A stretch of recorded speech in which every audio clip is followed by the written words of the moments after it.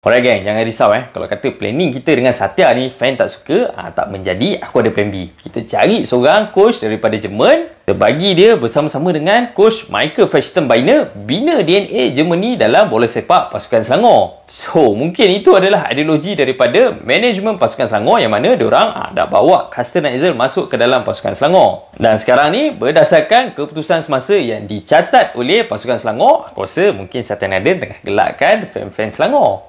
Assalamualaikum guys, welcome back to A2N Studio. Macam biasa, thank you so much dekat korang yang dah support channel ni. Mana-mana yang baru dekat A2N Studio, jangan lupa untuk terus support aku. Support channel ni dengan tekan butang subscribe dekat bawah.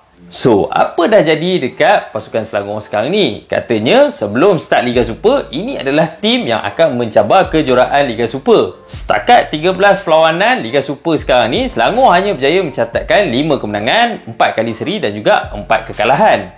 Dan dengan keputusan yang dicatatkan oleh pasukan Selangor, sekarang ni diorang berada dekat tangga kelima dalam Liga Super. Sebenarnya pencapaian ni tak adalah buruk sangat. Sebab apa? Diorang masih lagi ada dekat pertengahan Liga. Cuma masalahnya sekarang ni, apabila kau nak mencabar kejuaraan Liga, kau perlulah menang dengan tim-tim atasan Liga. Masalah untuk pasukan Selangor, diorang cuma berjaya menang dengan tim-tim yang ada dekat bawah diorang dalam Liga. Contohnya, diorang menang dengan Melaka, Pahang, Perak, UiTM dan juga PJ City.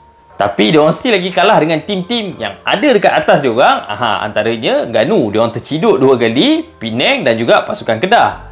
So, bila kata kau kalah dengan tim-tim yang ada dekat atas kau dalam Liga, macam mana kau nak jadi pencabar kejuaraan Liga? Kalau nak tengok balik pada line up pasukan Selangor waktu season ni kau boleh nampak adanya gandingan player-player muda dan juga player-player berpengalaman dalam pasukan. Itu belum lagi cerita tentang ketajaman player dekat bahagian serangan, contohnya Oliver Buff dan juga Omusui Ifidayo. So, kalau tengok daripada list player yang Selangor ada ni, aku rasa memang tak syak memang fan-fan expect diorang ni boleh cabar kejuaraan Liga Super. Selain daripada tu kalau korang tengok balik dari segi ketajaman pasukan Selangor dekat depan gol Selangor adalah tim kedua paling tajam menjaringkan gol dalam saingan Liga Super di belakang Johor Darul Takzim. Johor Darul Takzim ada 28 gol, Selangor ada 22 gol. So, dari segi statistik ni kau boleh cakap pasukan Selangor antara pasukan yang garang tajam teruk depan gol. Cumanya untuk fan-fan pasukan Selangor, korang jangan suka sangat. Korang relax dulu. Sebab apa? Daripada 22 gol pasukan Selangor ni, 13 daripada jaringan tu adalah menerusi Ifidayo. Dan 4 jaringan gol berjaya dihasilkan oleh player attacking midfield diorang, iaitu Oliver Buff.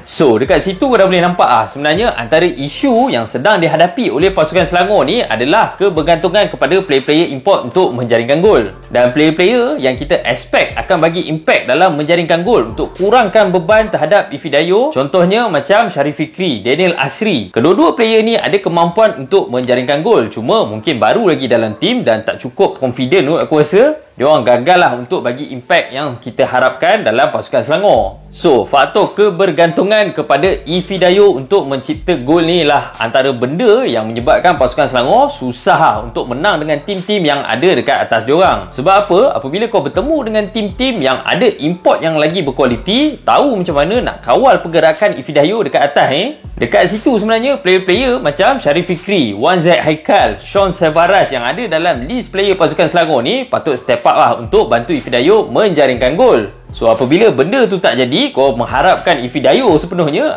memang payah untuk kau menang dengan tim-tim yang ada dekat atas kau. Dan benda ni bukan aku cakap kosong Sebab apa? Based on stat, daripada 13 gol yang dijaringkan oleh Ifidayo ni, sebenarnya hanya 2 gol saja yang berjaya dijaringkan waktu menentang tim-tim yang ada dekat atas pasukan Selangor. Antaranya adalah jaringan gol waktu menentang pasukan JDT. Selain daripada tu, ada juga jaringan gol menerusi sepakan penalti saja waktu menentang pasukan Terengganu. So, dekat situ korang boleh nampak Ifidayo cuma ada 1 gol saja menerusi open play menentang pasukan-pasukan yang ada dekat atas pasukan Selangor dekat dalam saingan Liga Super. Selain daripada tu, kalau kata Selangor tajam dekat depan gol dengan harapkan Ifidayo menjaringkan gol, dekat bahagian defensive third memang barai teruk player-player pasukan Selangor setakat 13 perlawanan Liga Super season ni. Selangor start season ni dengan nama-nama macam Tim Hubak, Safwan Baharudin, Ashmawi Yakin dan juga Afro Syahrul Nazim dekat bahagian centre back. Baru main 2-3 game, kau dah boleh nampak Manuel Conrad ni tak perform pun waktu training. So, Carsten Neitzel decide untuk panggil Jordan Aimbila masuk ke dalam first team pasukan Selangor. So, selepas saja player-player dekat bahagian defend kiri pasukan Selangor ni, contoh macam Ardinesh dan juga Zikri Halili kurang perform, Carsten Neitzel sekali lagi buat percaturan taktikal yang baru, tolak Jordan Aimbila main dekat bahagian kiri. Dan apabila tim Hyuba pula injured, tak boleh main dalam next match, Carsten Neitzel bagi peluang dekat Shahrul Nazim Afro, ex-captain Selangor 2 season lepas, main dalam first 11 pasukan Selangor bergandingan bersama-sama dengan Safwan Baharudin. Cuma benda nampak makin buruk apabila Shahrul Nazim tak boleh main waktu menentang pasukan Terengganu. Carsten Neitzel tak boleh buat apa, kita panggil balik Manuel Conrad main centre back dengan Jordan Aimbila. So, waktu menentang pasukan Terengganu, gandingan centre back pasukan Selangor antara Jordan Aimbila dan juga Manuel Conrad ni sebenarnya adalah pairing centre back yang ke-6 setakat 13 perlawanan Liga Super awal season ni. So, dekat situ kau dah boleh nampak apabila kau tak adanya pairing centre back yang bermain secara konsisten dekat bahagian centre back, of course keserasian memang takkan ada dekat bahagian centre back. Dan disebabkan oleh faktor ni jugalah, aku tak pelik kenapa Yan, keeper kebangsaan, keeper Malaysia, bukan jalan-jalan punya keeper, cuma ada satu saja clean sheet setakat 13 perlawanan Liga Super season ni. Dan nak bagi nampak lagi jelas betapa buruknya bahagian defense pasukan Selangor sekarang ni disebabkan oleh krisis player-player yang tak perform dan juga krisis injury. Sebenarnya Selangor dah bolos sebanyak 20 gol setakat 13 perlawanan. Rekod ni adalah rekod keempat terburuk yang ada dalam Liga Super sekarang ni. Dah saing-saing dengan UiTM, Pahang, Perak yang ada dekat bawah dalam Liga Super. Selain daripada tu, korang tengok Selangor ni, player dia sebenarnya ada body untuk bolos dalam 10 hingga 15 minit terakhir perlawanan. Kita tahu mana-mana tim pun yang tengah kalah waktu 10 hingga 15 minit terakhir perlawanan ni, memang dia orang akan all out, akan cuba sedaya upaya untuk menghasilkan gol. Masalahnya untuk pasukan Selangor sekarang ni, based on statistik, dia orang bolos 8 gol dalam tempoh 10 hingga 15 minit terakhir perlawanan daripada total gol yang dia orang bolos sebanyak 20 gol. So dekat situ kau dah boleh nampak game yang Selangor sepatutnya seri, dia kalah. Game yang sepatutnya dia orang menang, dia orang seri. Aku bagi contoh dalam perlawanan menentang pasukan Kedah, leading sampai minit ke 70 lebih, end up bolos 2 gol dalam quick succession Itu belum cerita lagi yang terbaru, terciduk lagi dengan pasukan Terengganu. Kau tengok hujung perlawanan dah tak fokus, kena pula 2-1 dekat tempat sendiri. Ui, pedih mat. So disebabkan oleh isu ni sebenarnya aku rasa antara penyelesaian yang boleh dilakukan oleh manajemen pasukan Selangor adalah hantar Carsten Neitzel ni berguru dengan Nafuzi Zain. Sebab apa? Kita tahu Nafuzi Zain antara coach yang ada dekat Liga Malaysia ni, tahu macam mana nak kill off the game, tahu macam mana nak buatkan jurulatih pasukan lawan koyak.